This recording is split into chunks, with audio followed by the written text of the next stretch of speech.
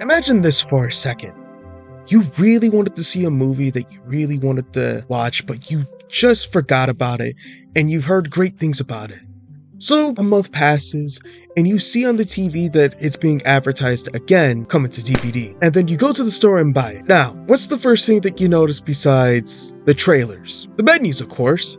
And that's what we're talking about today. Welcome back to June Flicks. For the month, I review one or two things about movies or whatnot. And I like to give something different as of today as purchasing movies. I think watching movies at home or TV series a lot of times.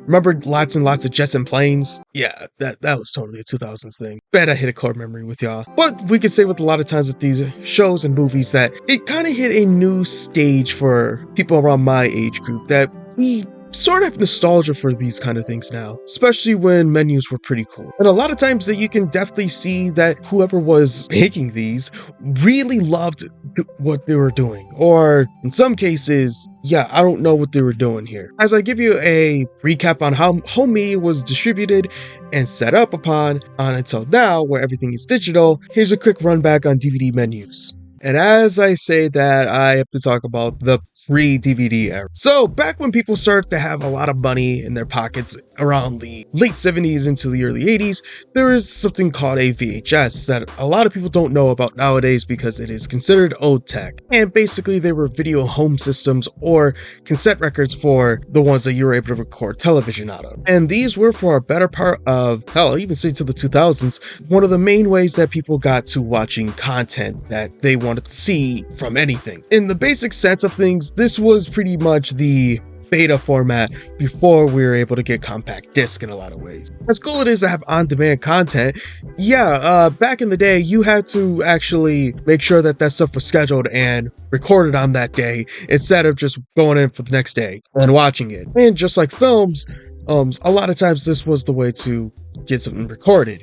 There's also different uses of these things, especially for more interactive experiences, but we're not talking about those today. TV shows were able to be archived and preserved by people for the good part. Well, a lot of networks would wipe their old TV shows and current shows airing because of space issues. So when movies and shows became so mainstream where there was a demand for prevalent VHSs, they were able to fill into those gaps. They were preliminary for their time, but they were useful in a lot of ways of rewatching stuff. And of course, rewatching things that you really shouldn't have. You're a little nasty. For their time, they were useful, so we can watch and rewatch, but it wouldn't happen until the mid to late 90s that DVDs would have became cheaper and easily distributable. DVDs had the memory to put in what you wanted and then some. Now, consumers were able to get more with their movies with deleted scenes, extra content, and definitive versions for a lot of things. And I mean, it was natural progression around that time. Albums used to be on cassette tapes, even on conversations about books. Things going to CDs made things more properable and a little bit more easier to preserve in a lot of ways. And I just know that there is someone in their 50s that had a cassette player have their favorite song ruined because of it. I just know it because they just couldn't get a record.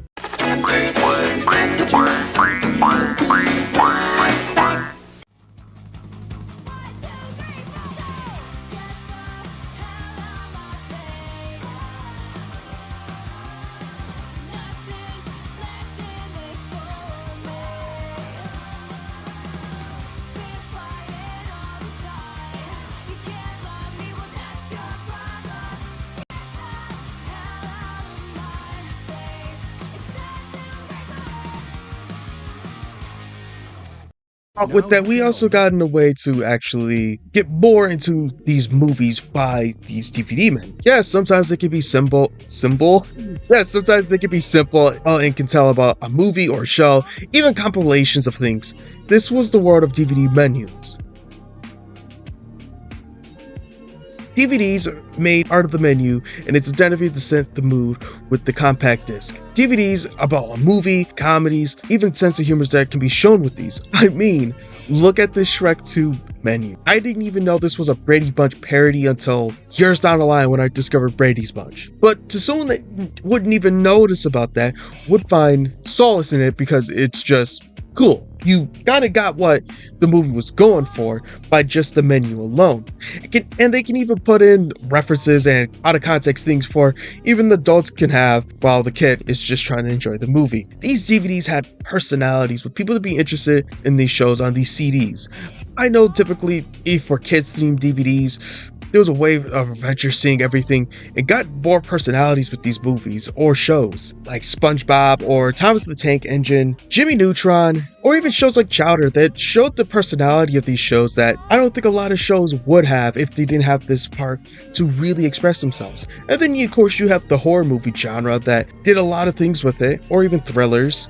My bad. I look at Final Destination or even House of a Thousand Corpses and they look incredible.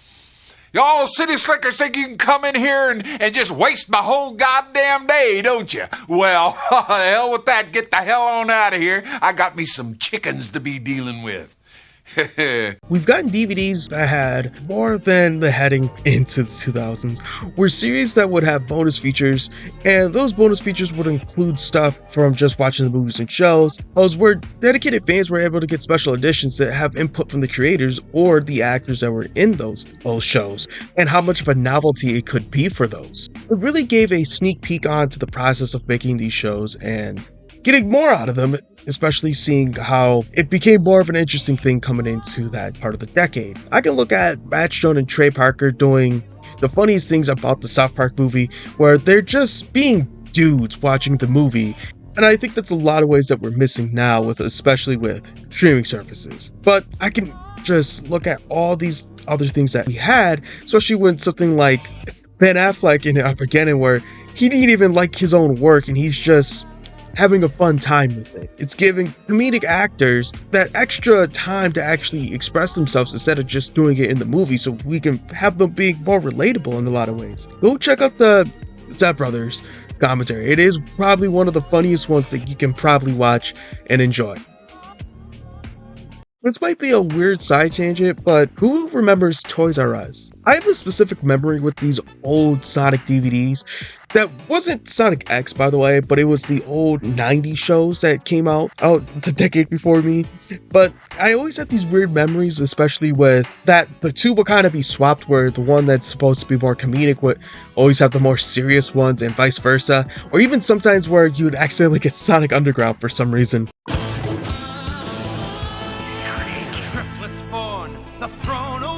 I don't even remember what my bootleg at Toys R Us did to get those Russian Mario ones where it didn't even have the right cover of it, but yet it was still one of the Mario Brothers 3 episodes or the World ones. I don't know, it always led me to always have an interesting idea to see what they would do with menus. I especially love it when I see those menus, especially in action movies, where you can kind of get the vibe of what it is by just looking at the menus if you've never seen the movies before. And it's always fascinating to see how they would present things a lot of times, because a lot of times you would see them with super basic formats, or you see them trying to fit the aesthetic with it all together, or you get something super cool like a panty and stocking menu system where it just fits the whole aesthetic of what the series is about.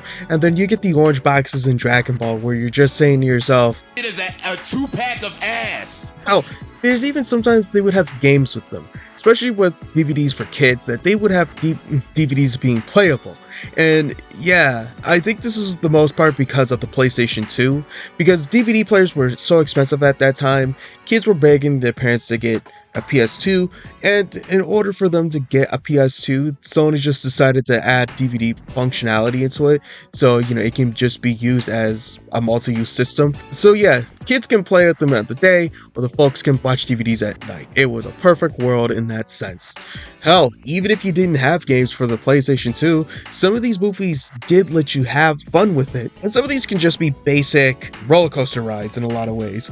It's one of those things that are really weird to look into, but it's one of those finest gems that you would actually find and enjoy. Or just trivia, hope you didn't get that one wrong. These movies that just put in the effort for the whole movie experience is just something that just feels special to me, dude. There's a lot of things that are advanced more and more, and it just kind of feels like that DVD menus have just kind of become soulless in a lot of ways.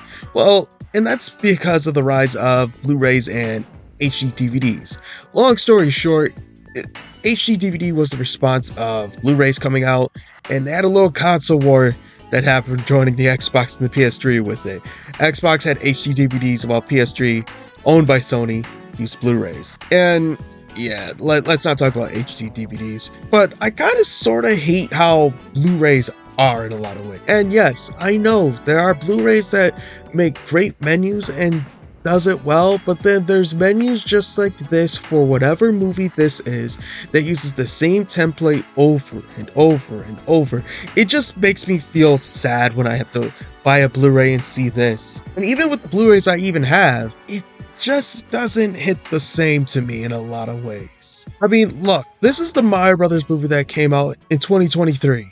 And you're telling me this is the DVD menu? Come on. I get it. Not a lot of people buy Blu-rays nowadays, but this just feels disappointing to me. I think it's something that makes me kind of feel... It does feel nostalgia, but even Blu-rays are kind of getting away because of on-demand services. And to be honest with you, it kind of just feels sad overall with all these things. I don't know, it might just be nostalgia, but I think I just have something about looking at menus that going into finding the correct episode of something and just seeing everything around it that just kind of just feel home in a lot of ways. Because nowadays, most on-demand services are just very simplified, very easy to look at, easy to get to where you need to be, and get to watching whatever. Nothing extra about most of these shows unless you have to go on YouTube to find it at this point. To me, it's just a sad transformation overall. And especially with that, I just hope personally that people do find ways to keep these services alive, like Blu-rays, and making them on demand if anything. I just really prefer to have something like this more times than just going onto Peacock and trying to look for the movie I want to watch, then looking at the movie and just not feeling interested. I don't know, I think it's just